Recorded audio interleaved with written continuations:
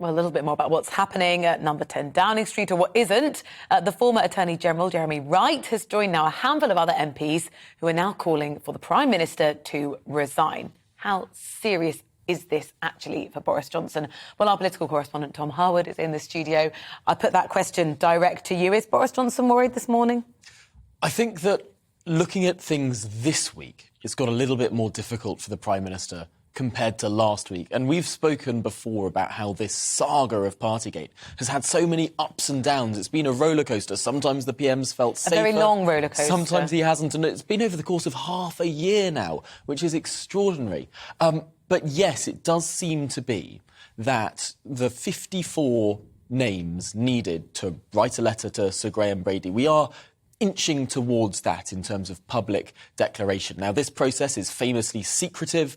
No one other than Sir Graham knows the exact number of letters, and there are all sorts of theories about what number 10 might be doing to try and stay off or try and get warning about these letters. For example, there's the theory that supporters of Boris Johnson may well have sent in letters because Sir Graham is known to potentially ring round individuals saying, are you sure you put your letter in a long time ago, do you want it to stay there, if they're getting close? And at that point, potentially supporters of Boris Johnson might withdraw them to give them some more breathing space. There's all sorts of wargaming and planning and four-dimensional chess going on in terms of how this can be gamed. However, 54 members of Parliament out of a Tory party of around 360 MPs is not the highest bar in the world. And let's remember what happens if that number is reached. I was going to say, because that isn't the end for the PM, is it? Exactly. That is something that triggers a contest, a no-confidence vote. And you'll remember back in December 2018, this happened to Theresa May, and there were the letters that went in.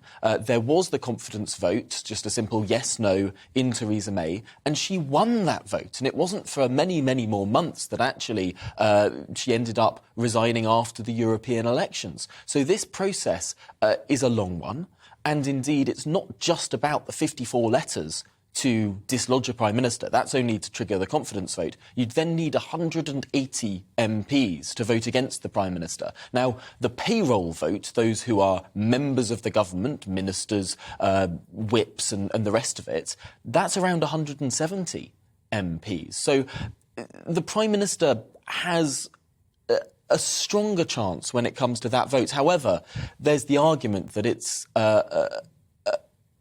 momentum. The beginning of the end sort of thing.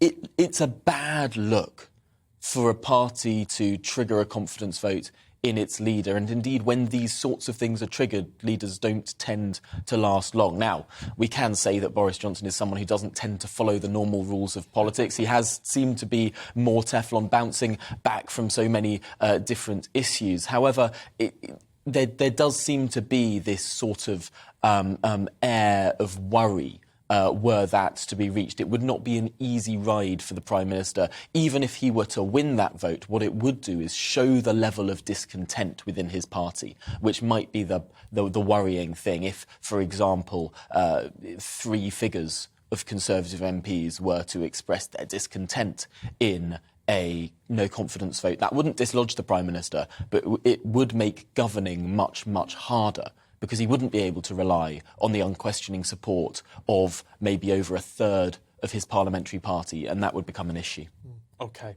Tom, for now, thank you. We'll see you at 9:30.